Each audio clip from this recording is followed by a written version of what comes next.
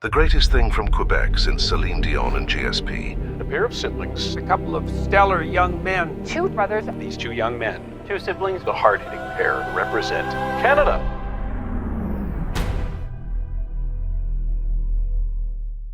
Welcome to Thinkin Bros. My name is Chris. And I'm Alex.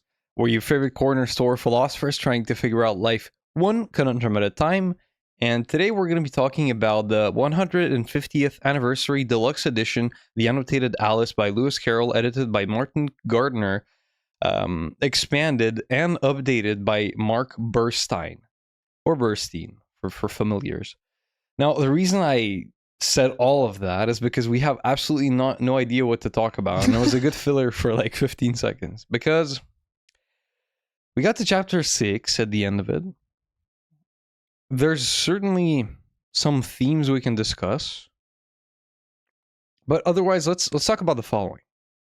Let's talk about Lewis Carroll, right? We're probably going to say some disturbing stuff about him, right? In mentioning him. Yeah, him. His whole thing, right? But if you really do think about it, okay? It's incredible how much that guy has done. Right?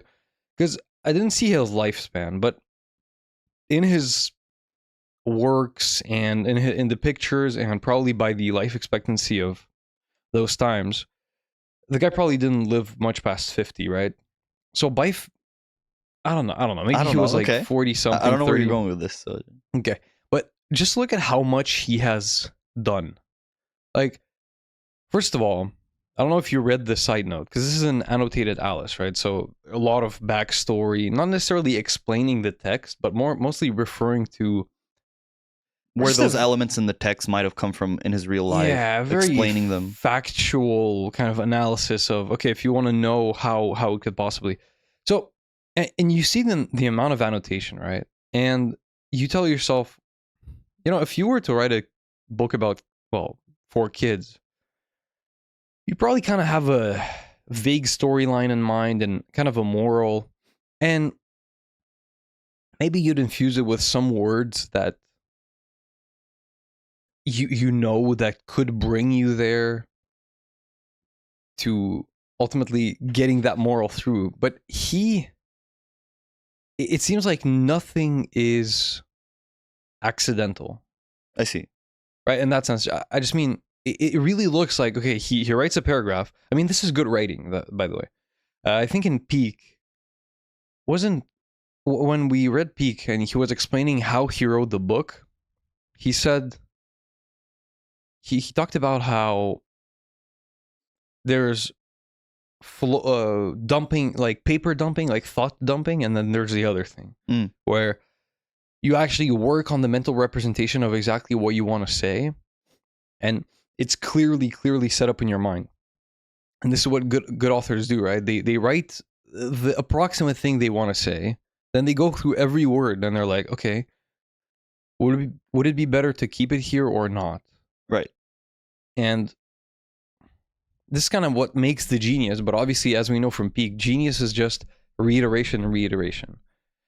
So what I'm saying is, you see nowadays books, I don't know if you've read some books to children or with children, but I mean, it's nowhere near this. And I understand that even for its time, this is kind of genius.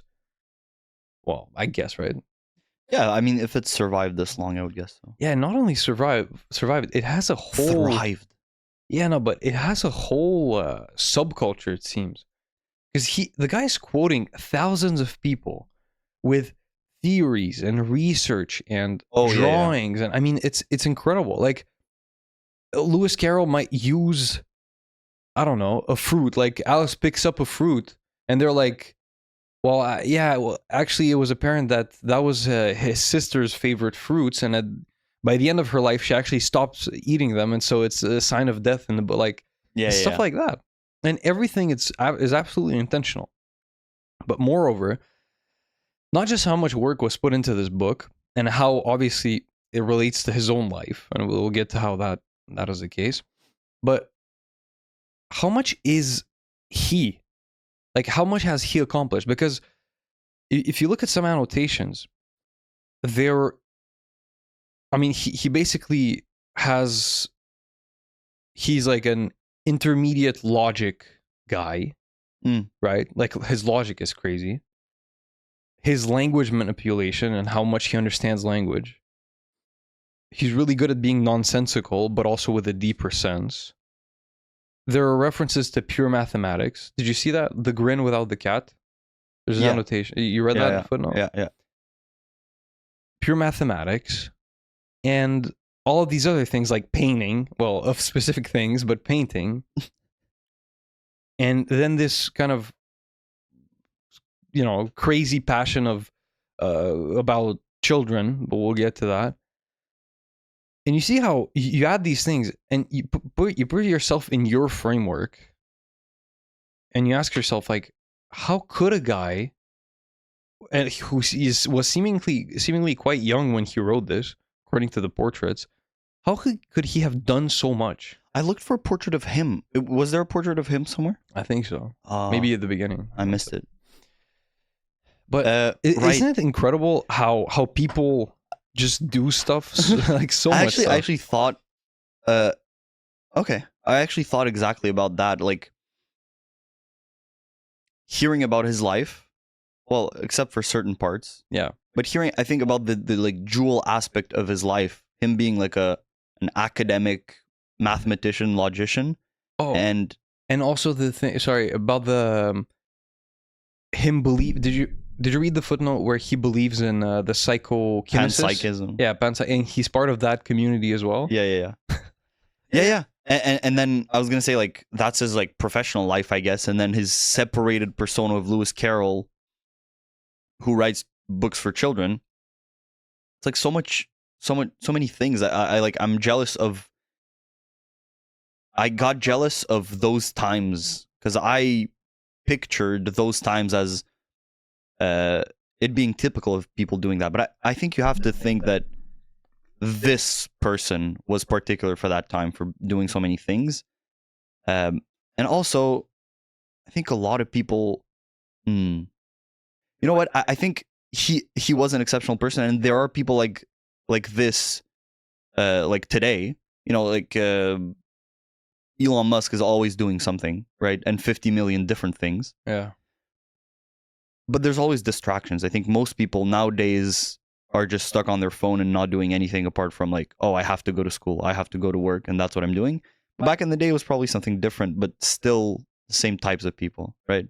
Yeah. And there's a lot of, if you think about the people who are going to be talked about in 100 years from today, obviously it's a very different context in the sense that it's really hard to predict who is going to be talked about. But all of the names you hear, like the great philosophers, the great psychologists that are revolutionary, the great blah, blah, blah, they do come from those times. And that can be just us being unaware of the current environment. But when they put it into curriculum in 100 years... They come from what? The people that are talked about come from... I mean, these eras. Yeah, because it's in the past and we're in the present. Yeah, I get it. But all I'm saying is, as you said, maybe it was it's a time for thriving, in the sense that if you were to be bored all day, you couldn't just grab your phone and just lose your time on it. And this is what I mean. Like, if the guy was awake for 16 hours and he was in these academic circles and he had access to all these resources to learn logic and blah, blah, blah. I mean, if you're bored in those times, either, I don't know, you become a hooligan or you just grab a book. I think that's speculating though, and I think it's like not well supported by some people. Did stand out in those days, right? Of course, but also the social division between rich and poor back then, was incredible because the rich actually had access to all of these resources, and whereas today 16 hours in their day. Yeah, exactly. Whereas today everyone has the internet. So everyone could just forget about like what sucks in their life and they can just distract themselves with. Now, I'm not saying like, there were no phones, so it was easy to be Lewis Carroll. I'm not saying that. I'm saying, or Charles Dodgson. But yeah, such a Dodgson. Yeah. What? And also, I don't know if you read the footnote where it said how he came up with the name. I tried to reverse his name and Yeah, italicize it was it, and I did not get Lewis Carroll. Charles. It's not italicized. What was it? Not italicized, but like some Latinized. Latinized. It's okay. His name is Charles Lutwidge Dodgson. So you take Charles Lutwidge, probably make it Lutwidge Charles, and then make it Louisum Carolum. Look, so yeah. Oh, okay. I thought reverse was like read backwards. No, Okay. no, it was just the same root, just Latinized. So now here's the thing, right? He Really liked little girls. he really liked little girls, and there are weird things, well, weird, beyond weird, kind of, that he did. So he liked painting them, spending time with them alone.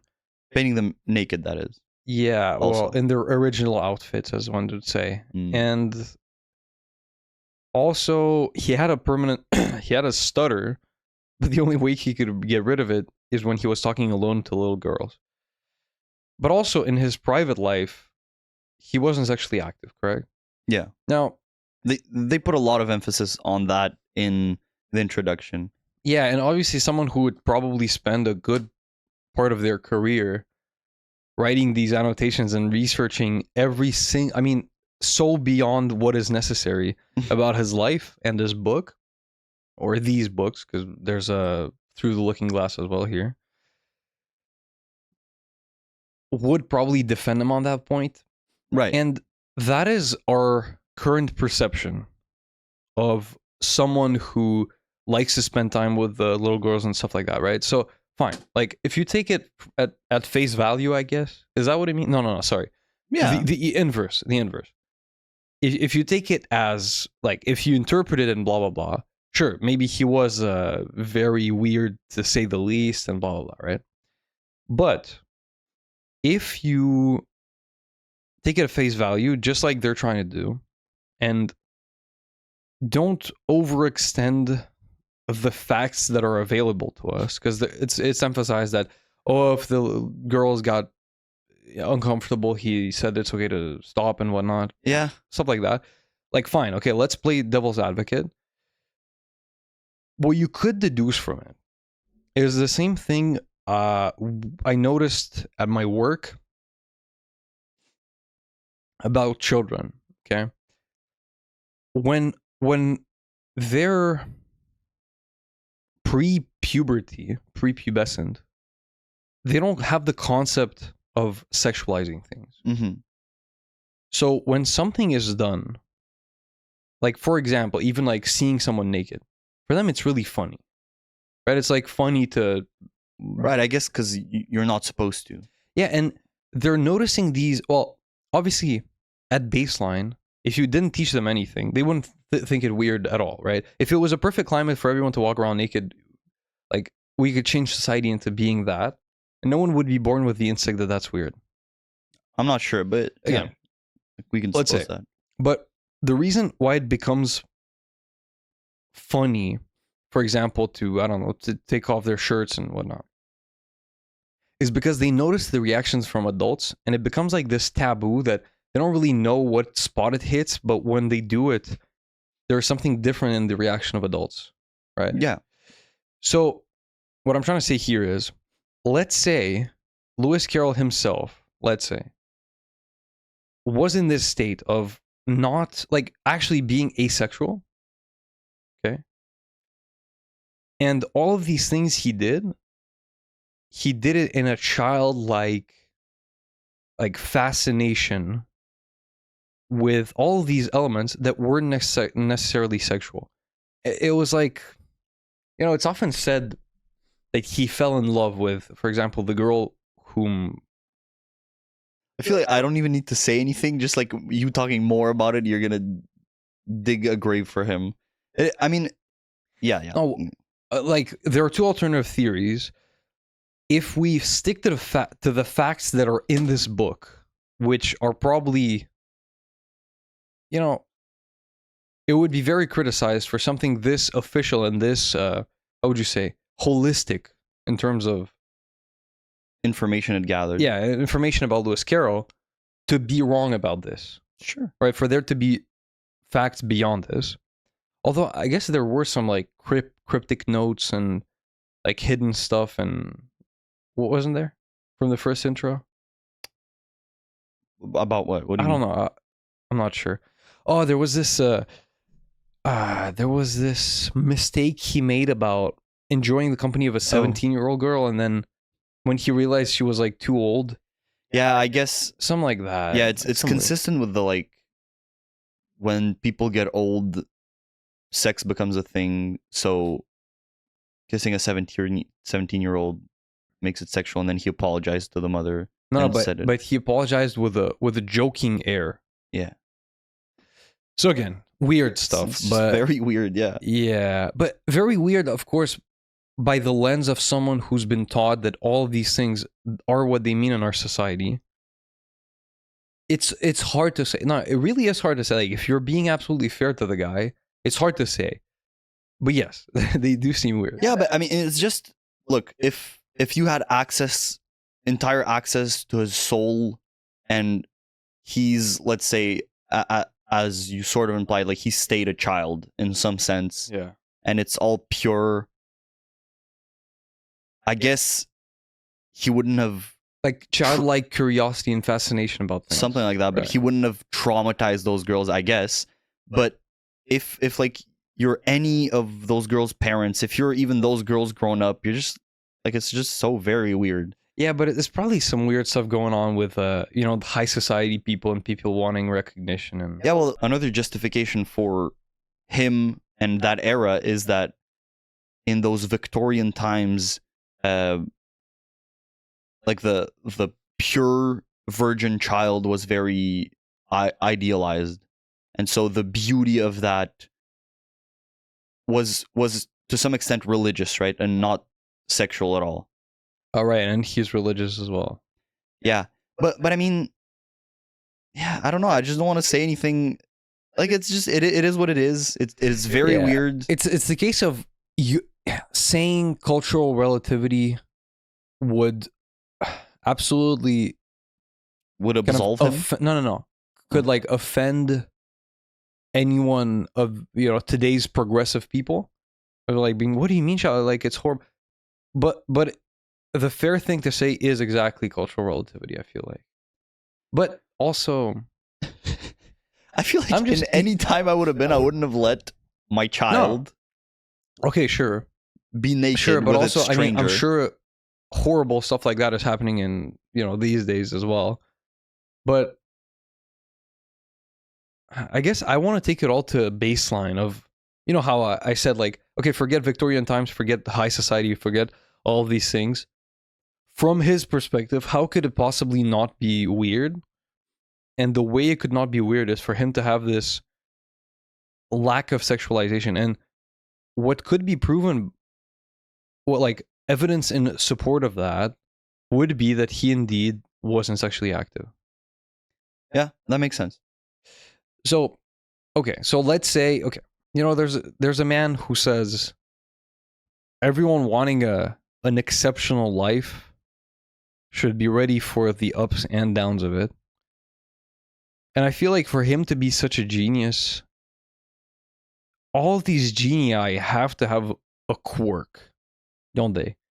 Like, you're not I'm a genius if sure. you're not in some way weird. Like Elon Musk, you see him, you see his robotic nature, you see how, if he was the leader of the world, he's probably like, whatever, I'm not going to go into anything like that. But, like, have you seen any genius who seems normal in every respect? There probably are. Like, probably Abe Lincoln did a bunch of stuff and he seemed pretty normal enough to be president. I don't know. Or maybe that's proof of his non-normality. Did a bunch of stuff. All I'm saying is, I think when you enhance yourself to the level of genius, we all have a quirk, but theirs gets heightened because everything they do is on this higher level. So what, I'm not sure. Or is it just more scrutinized? like, put into the spotlight? Yeah, but like, you we know know a bun- about this, but we don't know about Yeah, some but- nobody's quirks. Yeah, but you know a bunch of people in your life, Right. and there aren't necessarily this level of quirks, but Definitely not. Yeah, but if they, every single thing, like I don't know. If I became, I don't know, a super genius and popular, like, what are the things I do? Some weird stuff with food, like at the. Look, I don't know. Like, okay, we talked about this. I guess this is a point we had to address. But ultimately, if we're talking about Alice, what's the conclusion with this? The conclusion is like, it's definitely extremely weird, but I'm not sure what to think about it because I don't have access to his state of mind at that time, and I don't have access to like the Okay. everyone's state of minds and how everyone felt about it and how everything went down. We don't know, I guess. Yeah, that's fair. But it's very weird. And here is one of the rare cases where I'll agree that it's fun, not necessarily necessary, but fun to know to put this story into context. Right. Because if you really didn't read the first intro and none of the annotations, it is a different story. And this is how children would enjoy the story as well. Right? Without knowing about his life. Yeah, any of that. Yeah, I see. Now, once again, what do you think about how intellectual this children's story is? In the sense that, do you think it, well, I think it does, but do you think it affects a child reading it positively in terms of the development of their logic and, their common sense and their language abilities to read something like this? Well, I'd like to Get into specific examples? yeah, like know what you're talking about exactly. Okay, let's But I think that if the parent reads it and the parent, let's say, understands like the death jokes and the references more specifically, and the parent is there to explain it to a child, because I feel like, I mean, a lot of what you do when you're a child is either, ask about something or gloss over it and be like, I'm a child, I'm not supposed to understand this. So I feel like you would just ignore all that and be like, oh, she grows big and then small and then people get angry and everyone's offended. That's funny. Yeah, maybe. Okay, tell me if you have a passage in mind. I have one, and it's about kind of logic and also kind of a Buddhism, because it takes things at face value and doesn't overinterpret. And it's when the rabbit. Also, I don't know if we should summarize the whole story, but we are only at chapter 6, and I think we're going to introduce every scene we talk about, but the entire story isn't necessary for any of our discussion, I feel like. Yeah, I feel like there's not, for now at least, to where we've gotten, there's not a way to tell the story that's very summarized, because I guess everything is important. Yeah, and it is in just, episodes. If you reversed all the chapters, it'd be all the same. Right, yeah. Like the progression Meeting these people and then these people, the order doesn't really matter, I guess. Apart from the fact that she says, I'm tired of this, and why is everyone so offended? Or I'm tired of changing so many times. And yeah. Okay, so for me, it was the time where she grew really big in the rabbit's house, and the rabbit approaches, or hare, or whatever, who cares? And he sees a hand coming out of his window, and then he asks, what is that? And then one of his servants says, a hand. And then he says, remove the hand from my house. And he doesn't overinterpret that the hand is attached to someone. And I like that. I guess, yeah. Did that not strike you? Obviously not, but for I me guess it was not. like, you would say, oh, there's a hand coming out of there's a huge hand coming out of my window and my door doesn't open. Who is inside? But no, he says, remove that hand. Yeah. I mean, that's what I was thinking about when. Now I'm hesitant about discussing this book because I'm not sure. Like, does it not? Is there some relevance to this specific passage, or does it not just contribute to the whole absurdity of everything, and that general theme is more relevant? Yeah, but it's such a masterful absurdity because it's. Don't you feel? I can't really support what I'm saying right now, but don't you feel like there is an internal consistency in that world? even though it's so upside down. Yeah, but I think that's where like his Genius comes in, right? his genii come in. Where I think it's geniuses, no? Who cares? I mean, I think if you look it up, genii is probably like the snobby version of like actually in the original Latin, but doesn't matter. Yeah. He makes you feel like that world is supposed to exist. Like it really exists somewhere out there, and that's how things work, and everything works within that world, even though it is like very weird to us. Yeah, but also Alice seems like a fresh thing because it seems like, look, Alice is walking around. Absolutely everything that she can eat or drink either shrinks her or makes her grow taller. And yet the rabbit, who's probably lived there for a while, is surprised at seeing something as big as this in his house. Did that not surprise you? Well, is he surprised? Yeah, yeah. Or does he just say remove it? No, he says, I've never seen something like this. Oh, I see. But also, I mean, the rabbit is supposed to be old and stressed and really worried about things, right? Yes. Okay, do we go to the caterpillar scene? Because at least we can read that and maybe discuss it. Who knows? Let's read a children's book. Okay, but let's put ourselves in context and try to name all of the themes that are interesting. There is the Freudian stuff. There's a big literature behind a Freudian reading of Alice. There is a bit of kind of the intelligence of nonsense stuff, where he often modifies all these poems that are well known to Victorian London, England. Okay.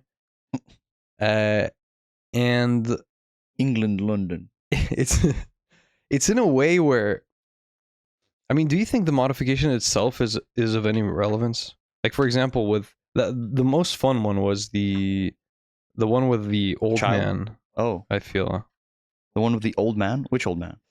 It's the one the caterpillar asks her to recite. Oh yeah. Yeah, we're gonna get there. Honestly, I can read the entire chapter. Stop me if the chapters are also grasping a straw. Quite short.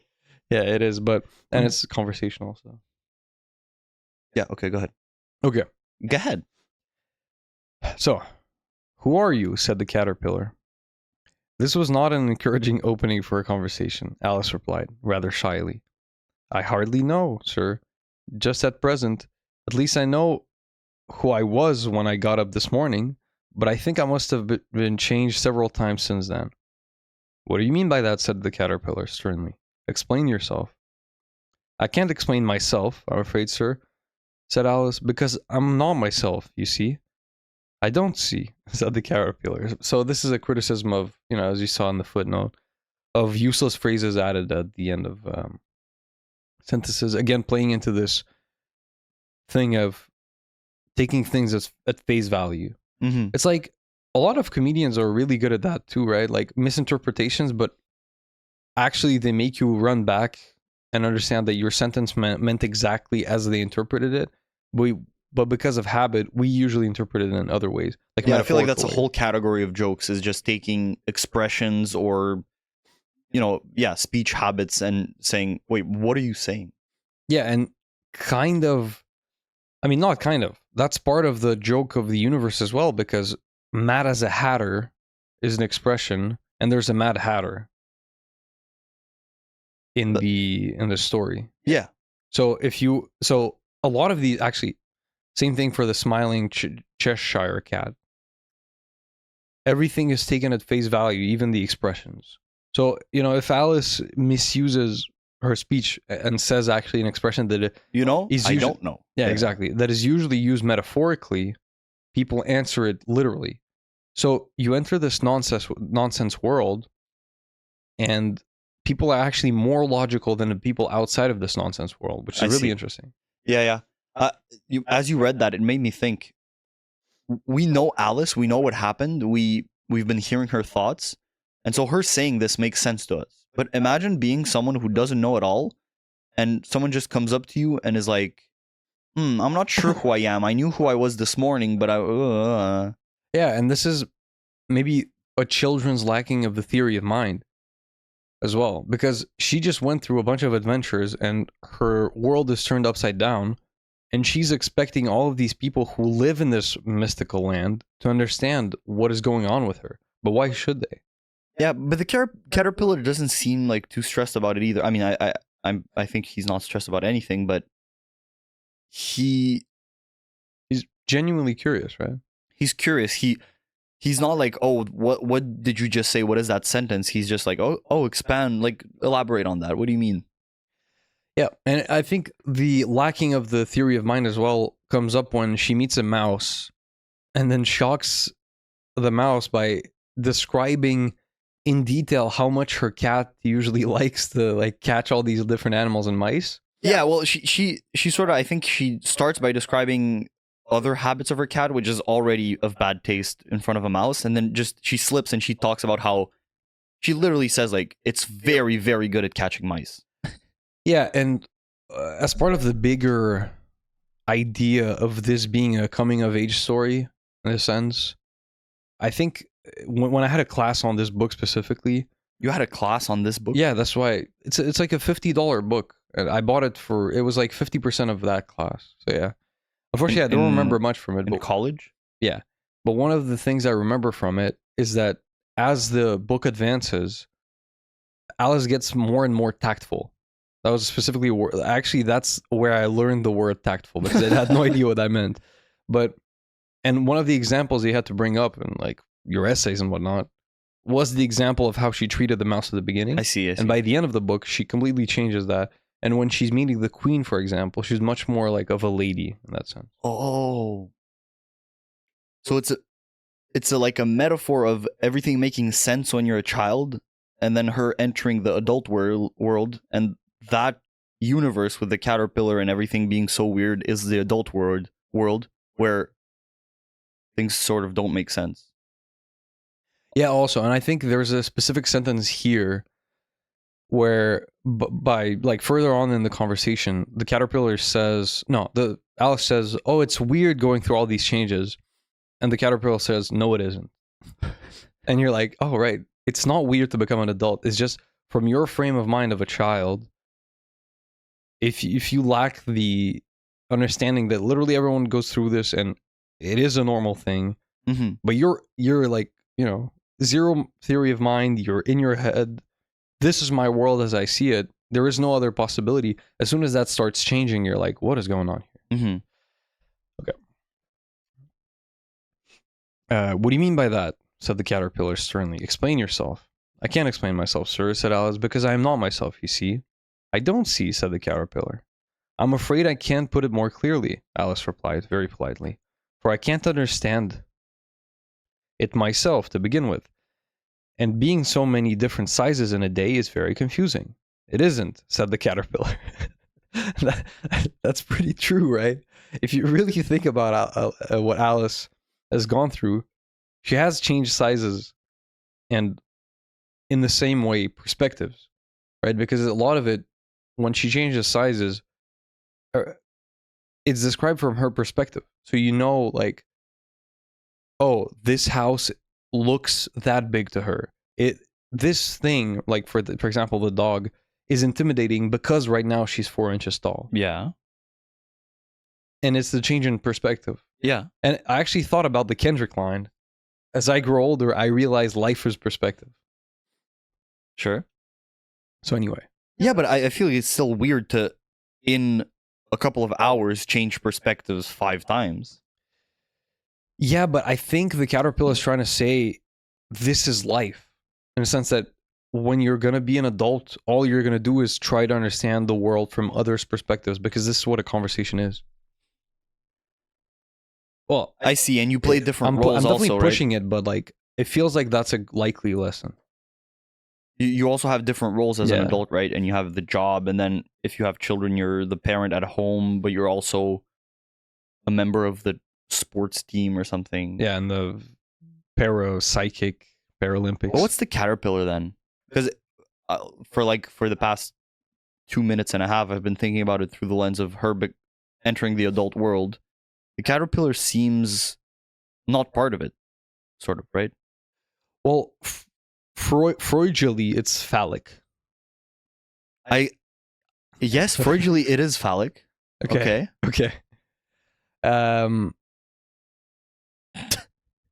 Well, I mean, I honestly, I'm not gonna lie. I forgot your question, but I was gonna say that obviously it represents rebirth. Why? Well, because Alice is gonna go through a rebirth herself. Sure, but what is the caterpillar? Is it a child or is it an adult? Or is it... Well, it seems old and wise, and it seems like someone approaching the end of their life, and maybe the display of that is just saying, look, the end is often just a new beginning. Like, for example, the end of her childhood is just the beginning of her real life. No, but that's good. I think the caterpillar can be like an old person who's, let's say, retired, that went through all the social stuff and is sort of getting back to their childlike state. Okay. Yeah, I can see that for sure.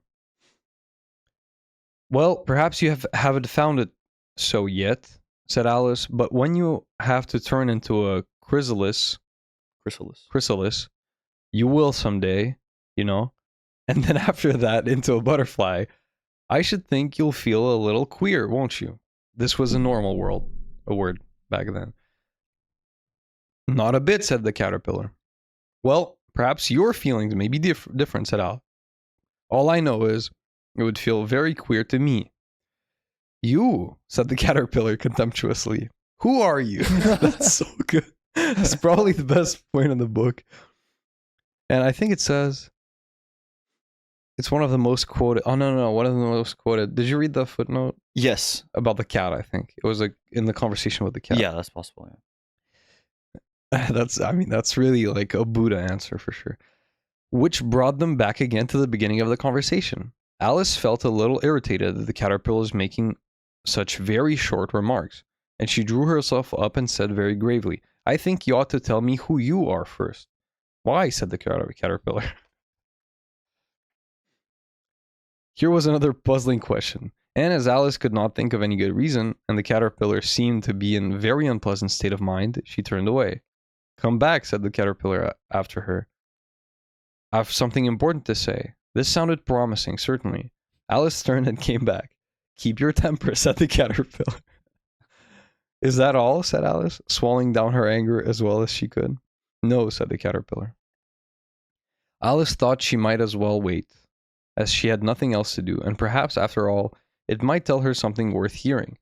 For some minutes, it puffed away without speaking, but at last it unfolded its arms, took the hookah out of its mouth, and said, So you think you're changed, do you? I'm afraid I am, sir, said Alice. I can't remember things as I used.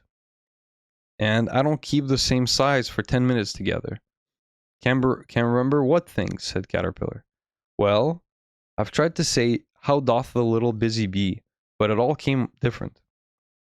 Alice replied in a very melancholy voice. Repeat, you're old, Father William, said the caterpillar. Alice folded her hands and began. Now, yeah, this is the thing about, do you think it has a significance beyond just the way in which you learn things is the way in which you'll be likelier to remember them? So if she was learning her lessons and recounting them at school by folding her hands to reduce fidgeting, that's the exact same. I'm sure it's deeper than that, right? So you're talking about her folding her hands, yeah, specifically? But I mean, that's what the footnote says. That's what they used to do when... I mean, it's what they used to do in my day. Did they? Yeah, in my day at school, yeah. Back in the home in country? European, yeah, in the homeland. Oh, you remember that? Yeah. We were sat at desks. I mean, I was in that private school with the costumes and stuff.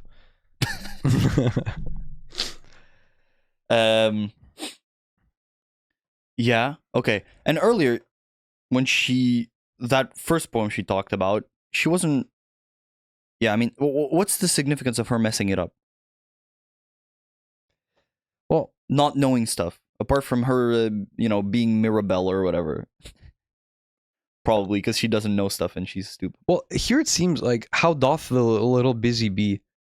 It seemed very Marcus Aurelius, because it was talking about but it was talking about how does a busy bee just fly around all day collecting pollen for the queen, for the service of her. Where did you get that from? Well, From a footnote that. Okay, I think I didn't read that footnote specifically, but in Alice, she doesn't talk about a bee, right? She messes it up and she doesn't. Exactly. This is why it's interesting. Okay, so here's the first. So earlier in the story, she tests herself. Yeah. And she says, I don't feel like myself. And she thinks maybe I'm one of my classmates. Yeah, and this she is thinks really funny. about one classmate that she considers stupid. And she's like, oh, maybe I'm her. To test this, I can see if I remember stuff. Because she doesn't know anything and I know something. So if I know it, I'm me. And if I don't know something, I'm her. Right, and then she messes up the poem, and then she says, "Oh, I must be Mirabelle," which sucks because I'm gonna have to do a lot of lessons now. I don't think it's Mirabelle though. I think I messed up the name. Mabel. Mabel, yeah. Okay, so here's the beginning of the actual poem. So, how doth the little busy bee improve each shining hour, and gather honey all the day from every opening flower? How skillfully she builds her cell, how neat she spreads the wax, and labors hard to store it well with the sweet food she makes. Okay, that didn't rhyme. They just messed it up on the last line. Climactic. So what she actually says when she tries to repeat this is, how doth the little crocodile improve his shining tail and pour the waters of the Nile on every golden scale? How cheerfully he seems to grin, how neatly spreads his claws, and welcomes little fishes in with gently smiling jaws. Now, that's cool. It's still like it rhymes probably better than the other one. Okay, but that's not the point. I think it's interesting. I remember from that class that was very relevant that the busy bee is on one side, and the inverse of that is actually the lazy crocodile who's just swimming around, letting the water do things to him, and letting the fishes go into his mouth. And the reason for this passivity and like going with the flow essentially is, I think that if you take this hyper conformist little girl that they made in school who's like constantly folding her arms to recount her lessons and who's like, oh, this isn't proper of a little girl. Oh, my mom would be very blah, blah, blah. Yeah. And then you take her as maybe a freer being who's allowed to get angry at the caterpillar and who's kind of going with the flow of this adventure, of this like dreamlike adventure. Spoiler alert. And yeah, it's just the inverse. And it also represents actually what her life was, the busy bee, and what she is now, with this more free-flowing. And when she talks to the Cheshire Cat, I think this is the most quoted passage where she says, where should I go? And it says, well, that depends on where you want to end up. And then she says, I don't know, I just want to get somewhere. And then the cat says, well, as long as you walk long enough, you'll get there. And yeah, I think it represents this like newfound freedom in a way. Of being a crocodile and not doing anything and going with the flow. Yeah, I think if you give credit to the genius contained in this, you have to understand that the nonsense of the new poems, it has a meaning. Yeah, it has a meaning, right? No, sure, but sorry, but like this is why I'm curious and this is why I wanted to read the whole chapter, is because I'm not sure what the old man significance is. I see. But if I don't know, I feel like I got a frame to look at it within of this being her becoming an adult, and I'm like stuck to that because I need something, because otherwise it's all nonsense, right? And, okay, but there's much more. I think there are parallel storylines of rebirth and like change, not necessarily growth, but like change, where one could see a devolvement from the rigidity to the freedom, where that's not necessarily growth. At least from a Victorian perspective. You see what I'm saying? You should re-listen to that sentence you just said. It's crazy. I don't know. I feel like a limited number of people, Elon Musk would understand, Lewis Carroll, William James. What's your quirk? What quirk is going to get amplified? William James. Also, did you see the passage by Plato quoted? Well, Socrates. No, You didn't see it? no. I It didn't wasn't read that. it, I guess. It wasn't that good, but I was really happy. It was about how dreams and actually, you know what? It's worth reading. Now you're going to interrupt the old man story? Okay. Repeat your old Father William, said the caterpillar. Alice folded her hands and began. Your old Father William, the young man said, and your hair has become very white, and yet you incessantly stand on your head. Do you think at your age it is right? In my mouth, Father William replied to his son. In my youth, sorry. In my youth, Father William replied to his son, I feared it might injure the brain. But now that I'm perfectly sure I have none, why, I do it again and again. You're old, said the youth, as I mentioned before. Not necessary, and have grown most uncomfortably fat. Yet you turned a back somersault in at the door. Pray, what is the reason of that? In my youth, said the sage, as he shook his gray locks, I kept all my limbs very supple. By the use of this ointment, 1 shilling the box. Allow me to sell you a couple. It's actually so funny. Yeah. You are old, said the youth, and your jaws are too weak for anything tougher than suet. Yet you finished the goose with the bones and the beak. Pray, how did you manage to do it? In my youth, said his father, I took to the law and argued each case with my wife. And the muscular strength which it gave to my jaw has lasted the rest of my life. See, this is 100% a joke from an adult directed at an adult. Right? Because the whole arguing with the wife thing, and also I took to the law. Like, the guy became a lawyer just to be able to argue with his wife, and he has done so much of that it strengthened his jaw. Can you read that again? That law passage? In my youth, said his father, I took to the law and argued each case with my wife. And the muscular strength which it gave to my jaw has lasted the rest of my life. Argued each case with my wife.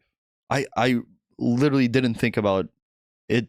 I thought the wife was on his team and arguing with him. They're both lawyers. Okay, well, I mean, both, I don't know. Yeah, because the both are true. You're old, said the youth.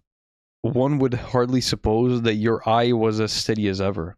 Yet you balanced an eel at the end of your nose. What made you so awfully clever? I have answered 3 questions, and that is enough, said his father. Don't give yourself airs. Do you think I can listen all day to such stuff? Be off, or I'll kick you downstairs. See, this is where it's hard. Okay. That is not quite right, said the caterpillar. Not quite right, I'm afraid, said Alice timidly, but some of the words have gotten altered. It is wrong from the beginning to end, said the caterpillar decidedly, and there was silence for some minutes. Okay, after that is the whole mushroom thing, which kind of is irrelevant. It's probably definitely not irrelevant. Well, probably definitely not, but so yeah, I couldn't necessarily understand the significance of that. We could talk about the cat. So the Cheshire Cat is able to kind of disappear and appear when it wants. And at some point she says to him, like, could you please stop disappearing and appearing this suddenly? And he takes it literally. Yeah, again, he takes it literally. And for that time, he's like, okay. And then disappears very slowly. So, but to be fair, he doesn't reappear after that. So it's almost like he accepted both definitions of that request. Okay. Now, did you see in the footnote where it actually confirms that this was a dream? Because it seemed, I remember from the movie Alice in the Wonderland that it was ambiguous, and I think she retained like a little element in the real world of the dream, and you don't know if it's true or not. But here, I'm pretty sure it's kind of convincingly fully a dream. Did we get there? Uh, Like, I feel like a footnote like that would be after the denouement. Yeah, but these types of annotations aren't scared of spoilers. Right. Yeah, because like if you're coming here, you've read Alice, and now you want to know much more about Alice. But I couldn't find it, but I think it really like heavily suggests that like in the dream state, blah blah. So, and that's exactly. Okay, let me read the footnote. Compare the Cheshire Cat's remarks with the following entry of February 9th, 1856 in Carroll's diary. When we are dreaming and, as often happens, have a dim consciousness of the fact and try to wake, we do not say and do things which in waking life would be insane. Do we not do things? I'm so bad at reading. It's actually incredible. Do we not do things that in waking life would be insane? May we not then sometimes define insanity as an inability to distinguish which is the waking and which is the sleeping life? We often dream without the least suspicion of unreality. Sleep hath its own world, and it is often as lifelike as the other. In Plato's Theaetetus, Socrates and Theaetetus discuss the topic as follows. Theaetetus. I certainly cannot undertake to argue that madmen or dreamers think truly when they imagine, some of them that they are gods, or others that they can fly, and are flying in their sleep. Socrates. Do you see another question which can be raised about these phenomena, notably about dreaming and waking? Theaetetus. What question? Socrates. A question which I think that you must often have heard persons ask. How can you determine whether at this moment we are sleeping and all our thoughts are a dream, or whether we are awake and talking to one another is the waking state? Indeed, Socrates, I do not know how to prove the one any more than the other, for in both cases the facts precisely correspond, and there is no difficulty in supposing that during all this discussion we have been talking to one another in a dream, and when in a dream we seem to be narrating dreams. The resemblance of the two states is quite astonishing. Socrates, you see then that a doubt about the reality of sense is easily raised, since there may even be a doubt whether we are awake in a dream. And as our time is equally divided between sleeping and waking, okay, Well, guys sleeping a lot, in either sphere of existence, the soul contends that the thoughts which are present to our minds at the time are true, and during one half of our lives we affirm the truth of the one, and during the other half of the other, and are equally confident of both. Theaetetus, most true. Socrates, and may not the same be said of madness and all the other disorders? The difference is only that the times are not equal. There's some psychology for you. See, it's funny how I've been saying society is cyclical, and Socrates has been on the Matrix stuff, and people are thinking he wrote it's the Matrix. He wrote the Matrix script. Like, it's literally Socrates. Neo was once born. Okay. Yeah, they stole it off his papyrus. Straight out of papyrus. So, yeah, I think we're going mad, which is kind of the goal. Oh, and also the way the cat justified it being mad. I mean, we can talk about this dreaming, blah, blah, blah, but I mean, I think we both have a kind of animosity towards this whole discussion of, oh, what if a real consciousness is actually a dream and this is a dream? Yeah, we're good, okay? We're good. Let's discuss this right now, whether it's a dream or not. So it's fine, but it's cool that they quoted Socrates. But the way, do you remember the exact sequence if you want to say it? Because I've been talking a lot. Indeed, you have the book, so you can quote directly. I actually don't remember exactly what he justified, but I know it was good. Yeah, so how he justified. So Alice asks, okay, if I go there, who's there and who's there, right? And the cat says, oh, the Mad Hatter is there, the Mad March Hare is there, but they're both mad, so just go see whoever. And then she says, well, I don't want to talk to people who are mad. And then the cat says, well, we're all mad. I'm mad, you're mad. Yeah, I'm mad, you're mad. And She says, well, how do you know you're mad? Well, eventually at least. She says, how do you know you're mad? And then the cat says, well, dogs aren't mad, right? Right? And dogs growl when they're happy. No, growl when they're angry and wag their tail when they're happy. But I do the opposite, and I wag my tail when I'm angry. And growl when I'm happy. Growl when I'm happy. So I must be mad. Yeah, and then Alice says... And that's perfect logic. Like, that's logic. Yeah, it is. It's really good. But Alice says... I don't call that growling, I call that purring. And now you introduce semantics and stuff. Yes. That's actually a very good passage. If you look... It's so good. The point is...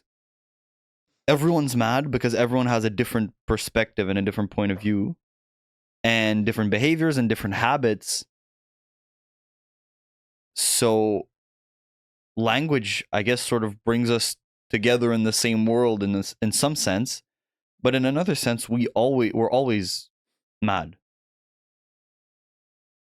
We just like normalize everything when we're in contact and talk. Yeah, and do you see all the Buddhist parallels of there is a world of reality, and all of our attempts at grasping it with language limit us in actually perceiving it, and fail and. Yeah, the ultimate goal, I guess, if we're talking about Alice and Buddhism, would be being mad. Like, being mad is our original state, and being entirely ourselves in that sense, right? The cat just being a cat and growling when it's happy and wagging its tail when it's angry. Yeah. And the response of the cat to, I call it purring, not growling, is call it what you like. And that's exactly what it is, right? The cat knows, well, probably. It knows what it is. So it doesn't matter what Alice is calling it. Like, it knows it's mad, at least from its perspective. But it doesn't matter to the cat what Alice thinks. Yeah, but I wonder what a dog would say. Yeah, again, interesting. There was the character of the dog who actually was the only non-talking animal that had a role to play there. Yeah, and there was a comment of the dog maybe being from the real world and appearing in her dream. Yeah. Not being part of the dream. So, I mean, the best passages are obviously the caterpillar and the cat, because they're both, I mean, they're smart in their own way and they bring a lot to Alice. It would have been cool to go to the chapter 7 because there's the Mad Hatter and the March Hare. I'm sure that's a great conversation as well. But I think, apart from what the entire book can bring us, which is, I think, double what we read, or no, more than that. More. We did get the big lessons, and I think that indeed the richness of the language and the wit with which it's written. Now you have to rhyme. Are nothing alike what would come out of a kitten. It is said that children reading this book get so witty that none of the other adults give them pity. Bars. Thank you. Bars. Thank you. I mean, I barely meant anything, but I appreciate it. So, any thoughts? My thoughts are, I'm surprised.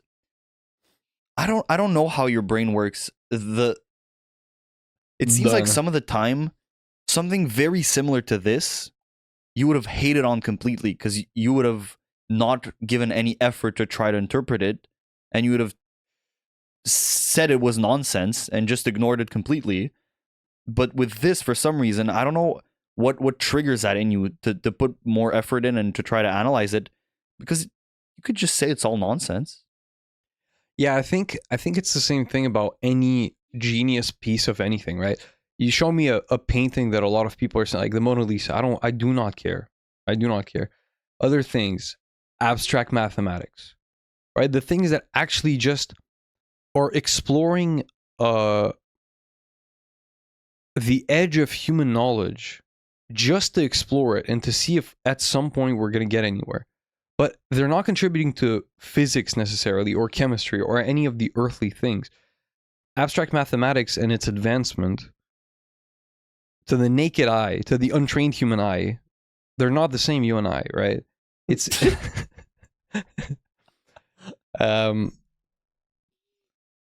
you see what I'm saying? Like, if you just, the concept of abstract mathematics in my brain is absolutely useless. But to someone who is in it, I'm 100% convinced it's the most interesting thing in the world. Right. It must be, because you're not going to go into that if it's not. So, what's the difference between us? And this is where,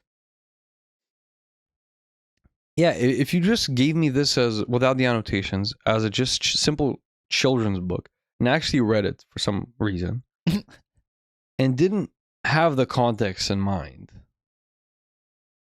I may have given it less value. I'm convinced that you would have given it less value. That's why this makes me think of like a very, I feel like it's very relativistic. You know, you just need to be in the frame of mind. My problem is you talk about things as if they're like completely objective and set in stone, and this has value, this has no value. But I'm 100% sure that there is a world where you have life experiences that lead you to admire the Mona Lisa. Yeah, but that only works for actual works of art that do contain true meaning, and we can apply our framework of level 1, 2, and 3 where truly, right? Where at level 1 you're just like, you're not even seeing that there is a point to understand. Then at level 2 you're struggling to get the point, and at level 3 you understand the point. But at level 1 you're blind to the point existing. It's the same thing as anyone who doesn't know about Buddhism. Like, you start telling them about like enlightenment and living in the present, and you know. Yeah, but then I guess my point is, what's the point of hating so much and like discouraging, I guess, people? Well, because most things aren't genius. Like, I'm not disparaging like necessarily arts pieces of works of art like the Mona Lisa. I'm just saying, in general, most paintings are just drawings. You know what I'm saying? Like, for 95% of stuff, when I'm a hater, it works. But obviously, you make me face something like this that I could have potentially missed the point of it. And sure, yeah, there is the element of this of surprise and it being actually richer than it is. But yeah, I think the more I advance in life, the better I will be at perceiving. Because, you know, it's like if I put multiple paintings in front of your face and ask you, okay, which one is $50 and which one is $5 million, you might miss the point. You might be like, well, probably I don't know. Yeah, I think we just attribute it to different things. I attribute it to my ignorance, probably, and you just say they're stupid. Yeah, but it's been a long time. Like, I haven't said that for a long time. So maybe I'm better, but maybe I haven't faced that in a long time. 5 days. Yeah, I mean, it's been days. Anyway, Alice opening up minds, I guess. And yeah. Also, I mean, yeah, we went through Shrek, we went through Alice. Is there something special about children's books? Because this kind of stuff, like, do you get such witty writing at an adult level? Right. It feels like philosophy and a deeper meaning and psychologically interesting, but with much less effort. Sometimes, like, I feel like the language is so complicated in some of the philosophical things, and you have to focus on every word they say and follow where they're going. Here, it's written for children. You know, like 40% of it is your child will read this, say this rhymes, this is funny. She grows small, she grows tall, and 60% of it is like up to adults' interpretation, and there's meaning behind it. So it's like fun for the child in us, but also explorable to the extent that you want to explore it. Right? It opens itself up to interpretation, which is very fun. Yeah. Yeah, 100%. Just disguising it behind this storytelling internalization technique probably takes so much more skill than actually just writing out a philosophy and maybe making people struggle to read through it and try to understand what you're saying. Heidegger, right? Yeah, I always wonder how these books are written. It's very interesting. Like, for me, it's Dostoevsky. Like, how has he gone through so much? Because to be the genius that he is, he has to have lived so much, right? You don't understand these things from your basement, right? You have to live through them to understand such things about human nature. yeah, but just think about like the whole story of Alice. It feels like when you read it, it feels like this is something that exists within reality, and this is how the story is supposed to be, and not how I write my essays, where it's like, oh, I'm starting here, my ideas progress here. Like, okay, I think it's supposed Johnny to be this. was moving away from. It's like a story about like meeting new friends. About Yeah, and then you I see invent it, something seriously. along the way. I see. What it feels like it must have been created is just it popped into the mind, like the gestalt of Alice in the Wonderland is just there, and the artist just writes it down. That's what it feels like, which is like a great feeling. And I think to replicate the world so closely, you have to know the world so much. Right. This is what I mean by like experience. Yeah, which is must be that. probably how it was actually written. It's probably like visualizing the world and writing it and rewriting it and correcting this, just correcting that. Straight up having a mental representation of the flow of the world. And this is what I think it comes back full circle about saying that how could he have been a man of so many hats, right? From drawing children to believing in psychopanthysm or whatever. Exactly. Right. Yeah, but also allegedly this was a story he told to the girls while on a boat ride spontaneously and made it up, which contradicts my. But also it's about. It doesn't really. That's a romantic way to put it. Like, I'm sure it's very, because after that you go and note it down and perfect it and. Right. Yeah, but it's also, I think, like how Einstein came up with this theory is him obviously being very, very smart in Newtonian physics, and something bugging him for years and years, probably decades, and him developing it slowly and only being able to verbalize it at some point. And maybe this is what happens, right? But And we know from peak, right? Like when it just kind of clicks, that is 10 years of deliberate practice. Yeah, and of a knowledge base that's there that you just haven't been able to like put into words or. Yeah, it's like the entire framework is built and like one stick was missing, and the click is really that stick connecting absolutely like both sides of the framework. It's not, it's not a light bulb moment as you would see in a comic book. Yeah. So okay, fine. We kind of did something. Thank you. Sorry. Figured out. Thank you. Yeah, figured out rating. 3216. Yeah, 6 is good. I was gonna say there's 6. a lot of stuff, and I think to tie together both ends, you would have to finish the story and be like retroactively be like, that's what it was. And it's about kind repetition of, but at of the same patterns. time, probably some episodes are just like swimming out of the pool, the mouse telling stories and then being mad and leaving. Is just like, yeah, some personalities like the rabbit just. Well, also a lot of these people are like half talking to her. You know what I'm saying? yeah. And do you know these people like in real life? Because I know some people like that. I think rare. It's rare, but yeah, but it's like you're having a conversation, and you say a sentence. Their response has the general theme of what you've been telling them. I think very recently, I had a conversation face to face with someone, and then we were walking somewhere, and we were like face to face, and then he turned and walked forward, but said like one last reply to my sentence, and I was behind him, and straight up just like I did this with my eyebrow. I was like, what did you just say? That was not part of our conversation. That's not what you say after that. Exactly. Like there was a thing with the Duchess, I think, where Alice asks something. Dude, why is the cook throwing pots and pans at her, man? That's a good question as well. And I could not answer that. I could not answer it. And why did the baby become a pig? Yeah, there's so much. Like it's actually a solid 6, even if not less. Yeah. I was legit. I'm torn. It's nothing else but a 6 or a 3. Yeah, fair. Yeah, it's something. Thank you for listening. Yeah, thank you. Thank you for listening. We've been the Thinking Bros. My name is Chris. Go to Alex, thinkingbros.com for more information. Contact us at thinkingbros@gmail.com. And we'll see you next. bye.